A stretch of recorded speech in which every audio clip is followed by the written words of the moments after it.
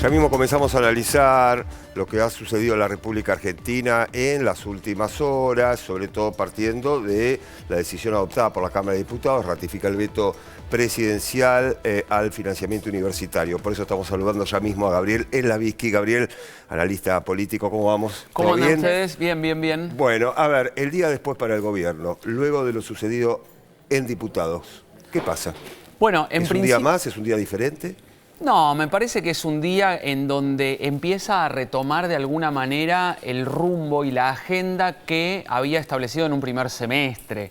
Un gobierno en donde marcó con claridad que el equilibrio fiscal de ninguna manera es negociable, incluso padeciendo algún costo político, tanto en el tema de las jubilaciones y sobre todo con el tema universitario, donde claramente hubo dos manifestaciones muy grandes en las calles, más allá del uso político de algunos sectores, también creo que paga un costo político, sin embargo, se mantiene de alguna manera firme. Y no puedo dejar de marcar esto que me parece que es clave. El gobierno asume con una debilidad legislativa muy importante y sin embargo, más allá de los traspiés circunstanciales, está pudiendo transitar el ámbito legislativo con algunas circunstancias que me parece que son evidentes de cierta vulnerabilidad legislativa que hoy está por lo menos avanzando y transitándola. ¿Y cómo es que logra transitar por este contexto que parecía muy desafiante a nivel legislativo? ¿Cómo lo logra? Sí, yo creo que primero apalancado básicamente en la legitimidad de origen, diciendo, miren, aquí nos han votado para hacer cambios rotundos. Nosotros proponíamos en campaña realmente un cambio de paradigma porque Argentina así no podía seguir. De hecho, si nos ponemos a analizar la elección por la cual fue elegido el presidente Milei, creo que el 90% de los electores estaban de acuerdo con que Argentina necesitaba un cambio, en cualquiera de las tres opciones que quedaron al final. Entonces me parece que eso es importante. La segunda cuestión es que hay una alta confianza todavía en la figura del presidente. Sobre todo basado en que es un outsider, un diferente, alguien que viene de afuera, por momentos hasta una celebridad, pero que genera todavía cierta confianza basado en un futuro esperanzador y en un pasado que realmente, según la visión de quienes lo votaron, era peor. Entonces me parece que por ese lado es donde construye la narrativa y por qué logra ciertos apoyos y deja, y esta es la consecuencia de estas dos cuestiones iniciales, y deja a la oposición, sea moderada, vehemente, como lo quieras llamar, en un dilema siempre complicado. O apoyan el cambio o están en contra del cambio. Claro.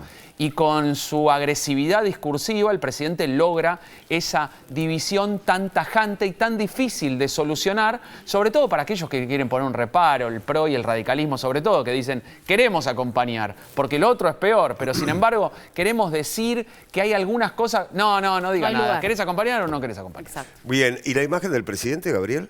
Bueno, como decía, yo creo que todavía apalancado, basado en la fortaleza de origen, de una legitimidad fuerte en cuanto a la diferencia que sacó con otras, con el Frente de Todos o Unión por la Patria en su momento, basado en que es un distinto, un disruptivo, un provocador, preservándose de algún modo en que no es un político tradicional, eso todavía le suma.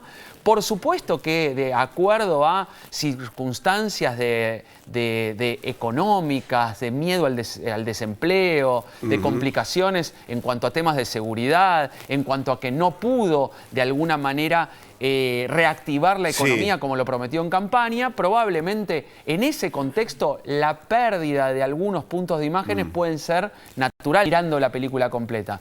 Sin embargo, uno podría decir todavía sigue siendo un dirigente con más imagen positiva. Y déjame que te agregue una cosa. Sí, claro. La política la tenemos que ver como un sistema.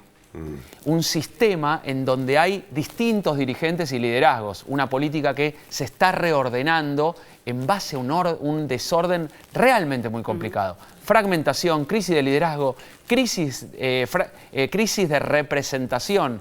Y en ese contexto, el presidente sobre todo saca una ventaja relativa con los otros líderes de otros partidos.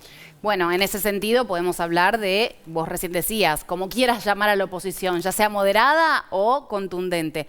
¿Cómo ves a la oposición, principalmente al peronismo, con la reaparición de Cristina, su deseo ahora de candidatearse para el PJ?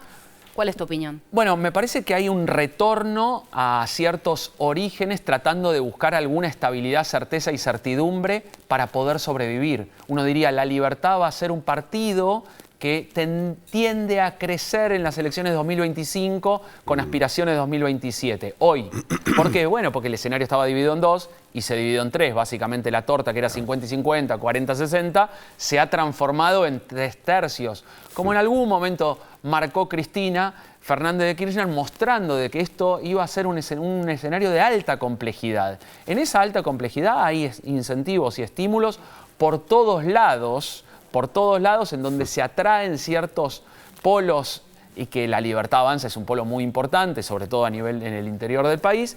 Y en ese sentido los partidos tradicionales, radicalismo, peronismo, el PRO, luchan más por sobrevivir que por ganar la elección y generar un espacio competitivo fuertemente para el 2025. En esa lógica de supervivencia hay objetivos diferentes. Pero hay uno que es muy claro tanto del kirchnerismo como del PRO de Mauricio Macri. Conservar cierta identidad dentro de un mar absolutamente movedizo, de unas arenas movedizas muy complicadas. Bueno, vos fijate este mar movedizo, bien describís vos, Gabriel, lo sucedido ayer en el Congreso, ¿no? Inclusive hoy la expresidenta habla sobre algunos diputados del Partido Justicialista con gobernadores del Partido Justicialista que terminan apoyando el veto, o por ausencias o por presencias votando a favor del veto.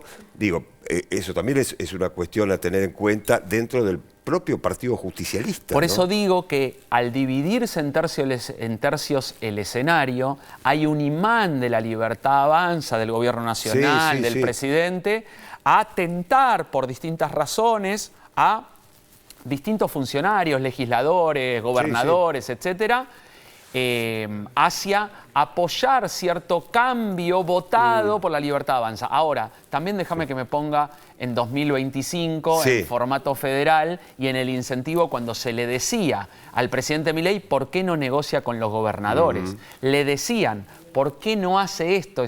No sé si recuerdan que al comienzo hubo grandes problemas en la conflictividad. Él necesita, digo, mostrándose outsider diferente, necesita primero confrontar, mostrar que no es uno más, que no es uno de ellos, y luego da la sensación de que tiene cierto pragmatismo de negociación. Yo tengo bueno, acordate lo que pasó, Gabriel, en la primera votación de la primera ley bases. Ni hablar, a eso te referís, y el conflicto con Nacho Torres. Bueno, claro. Digo, hubo conflictos realmente complejos de desentrañar. Ahora, yo creo que ahí el gobierno tiene un dispositivo, que es Milei va, confronta, se pelea, ataca, incluso insulta, y después de esa pelea de desgaste viene quizá un armado del gobierno, quizá en la cabeza de Francos, a negociar e intentar articular alguna cuestión que le sirva a todas las partes.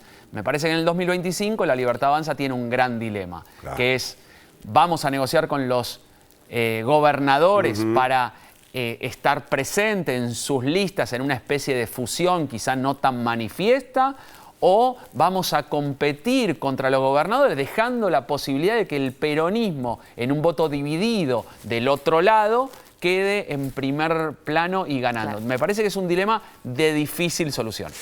Gabriel, gracias por haber venido como siempre. Por favor, un placer.